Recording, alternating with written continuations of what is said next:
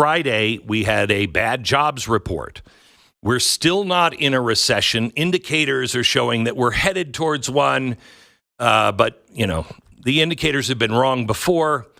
We are headed towards one. We're headed for a depression at some point. I just don't know when. And we're headed for a massive global collapse. Again, I just don't know when. Nobody does. That's why I ask you, please be prepared. And please take my... Look, I'm not an expert in anything. Nothing. I'm a former DJ that is a recovering alcoholic, and I'm a self-educated man. So take everything that I say with a grain of salt. I need you to do your own homework. I hope, honestly, this hasn't happened yet, but I honestly hope that you do your homework and you find out, wait a minute, Glenn, you're missing this. And you show that I'm wrong, because I want to be wrong. But it is coming. And we are in the birth pangs of the future. We are giving birth right now to the future. The baby is coming out, and I don't think we're going to like it. I think it's going to be one of those babies that comes out and is like, hey, mom and dad. And guarded by Rottweilers, but we're approaching something. And our Dow is down almost 1,200 points in futures. The reason why this is so important is because it's not alone.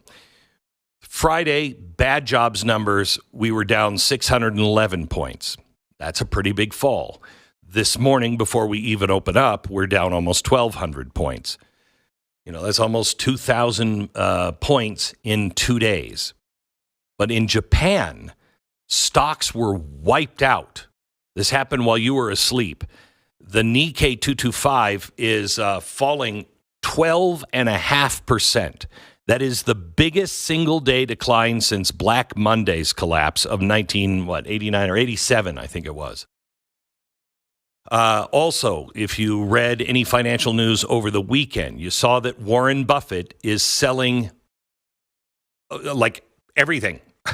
He is having the biggest fire sale he's ever had.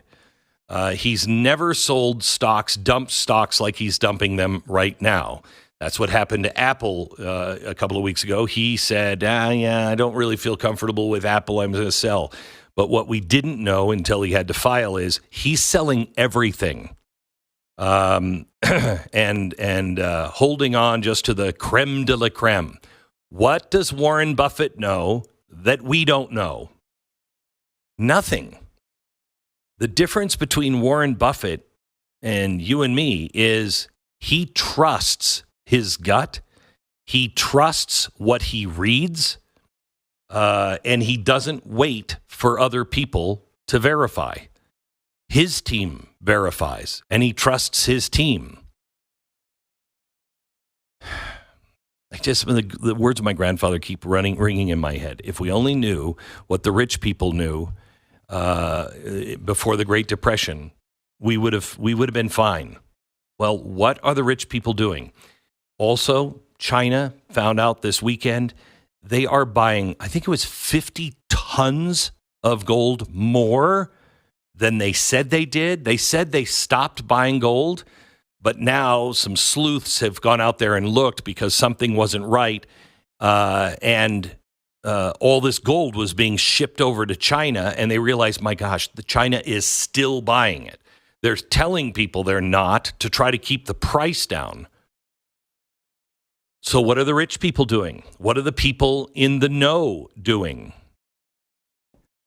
The VIX, which is the volatility, something that's really important if you watch stocks, but it's just important for you to know. And this is off the top of my head. In 2008, the VIX, the index of volatility, how volatile are things right now, was at, I think, 47 in 2008. In COVID, it was like 56. And it's currently on a scale of 1 to 100, 65. So that is an alarm bell that people watch and say, what's the weather forecast? What's the VIX say? Are we headed towards really choppy seas?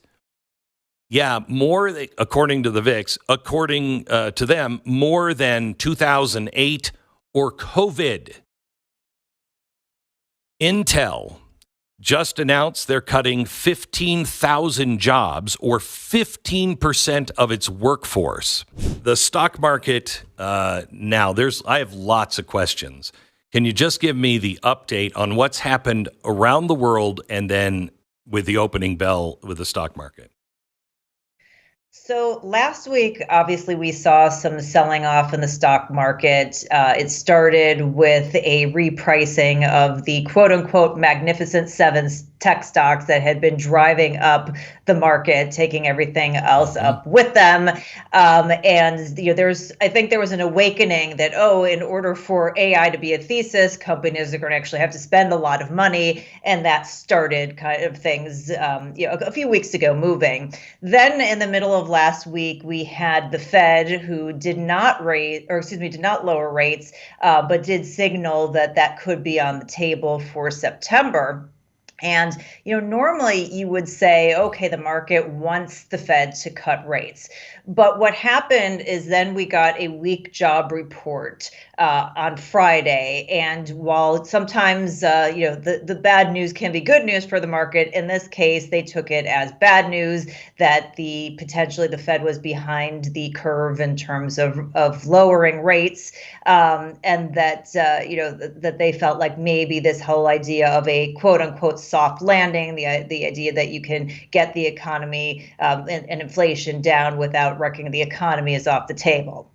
Then, while all of this is going on, you have the Bank of Japan last week that decided to do the opposite of the Fed. They have been in 17 years of basically negative or zero interest rates. So their normalization is going in the other direction. They've been trying to raise rates. They did so for the first time in 17 years about 4 months ago.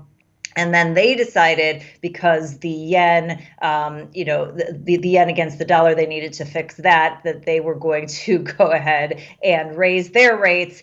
And unfortunately, they did not thread the needle perfectly on that, and that created implications for their markets. So when Japan opened, last night, our time, their time in the morning, they saw this massive sell-off. And what happens sometimes when you get these massive sell-offs are these unwinding of trades. Because they have had zero to negative interest rates, you get a lot of people borrowing. Those people who borrow make bets on the yen and on stocks, both in Japan and in the US. And then they get the margin calls, and then they end up having to sell, and that begets more margin calls. So you saw the Japanese Nikkei go down 12.5% in one day. It was their single worst day since 1987, that Black Monday day. So now, as the market has opened here in the United States, there's anticipation of, do we get, how much blowback do we get? Especially since we had seen some weakness last week.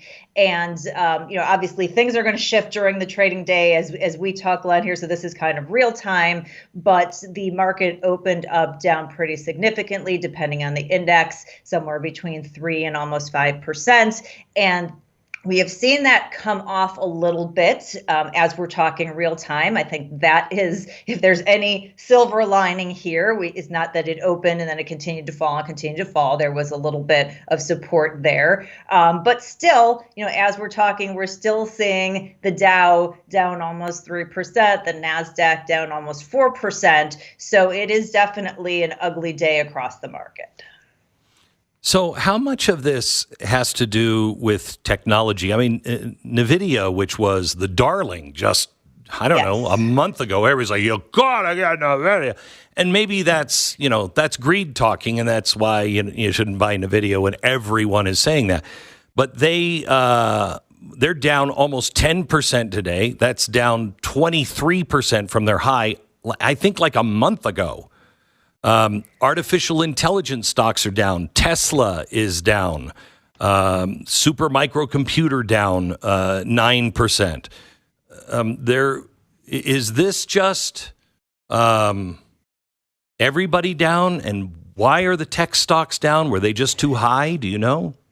Yeah, so this is a bit of a repricing in tech. And let's put this in perspective. So the NASDAQ, which is very tech heavy, is sort of a good proxy for what's going on in the tech market.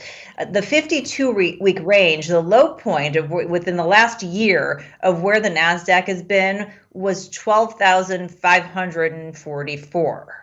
We're still today at over 16,000. So over the last 52 weeks, we still have these massive gains. It got as high as 18,671. And I think that's part of the catalyst here. I mean, these prices, this quote unquote bubble was not sustainable. A lot of people were talking about that and the fact that, we see this over exuberance in tech all the time. First it was, Web3 and Internet of Things and, the metaverse, and now it's AI. And all of those theses have eventually, come back down to reality. I'm not sure we're in reality yet, but as you have companies talking about their earnings and talking about the spend, I think there was just this insanity amongst investors that they felt like AI was just going to take off without looking at the cost side. And as companies are coming out and talking about, oh, here's how much capital we're going to have to deploy in order for this AI thesis to really work out the way that it has, I think the market went, okay, maybe we're not, pricing this correctly. So I think that's part of it. Another catalyst that we've seen is Warren Buffett noted that he had lessened his position in Apple by about 49%. And obviously, that's not lessening. That's not lessening. That's cutting it in half. That's significant. Cutting it in half. It is. And he's doing this with a lot of his holdings, if I understand right. He's making some of the biggest sales he's ever made. It's almost as if he's becoming bullish on America. And what does he know that we don't know again? This is a good question, and it's funny that we're having this discussion today, because if you go through his shareholder letter, one of his other really big bets that he talks about in the shareholder letter is starting in 2019, he doubled down on Japan. So he has 5 really big companies and really big positions in Japan. Wow. So the day that we're talking about Japan going down and at the same time the U.S. is going down, obviously Warren Buffett was not a catalyst for both of those things, because he's still, as far as we know, still bullish on the Japanese trade. But it is interesting. I mean, he has this massive cash pile. I mean, $276 billion, I think it is, which is just almost impossible to deploy. I mean, to think about how, as an investor, do you even think about putting that to work and getting the appropriate returns? So I don't know. There could be several catalysts. This is all very much speculation because we have not heard from Warren at this point. Right. I don't know if this is a signal where he felt like, hey, tech is just getting, so frothy. This is a really good time for me to take profits. Maybe a little bit of taking profits ahead of the election, a worry about an increase in capital gains, perhaps under a potential new administration. Although I don't think that he would have sold, half of the position because of that. But one never knows. And yeah, just repositioning his portfolio. But certainly, given the fact that he is lauded as the best investor of all time, when he does things, people have concern. And the fact that, whether it's Bank of America or it's Apple or some of his other positions, as the fact that he is going to cash, certainly I would imagine on the retail side and probably on the institutional side to some extent has an impact in terms of people's behavior.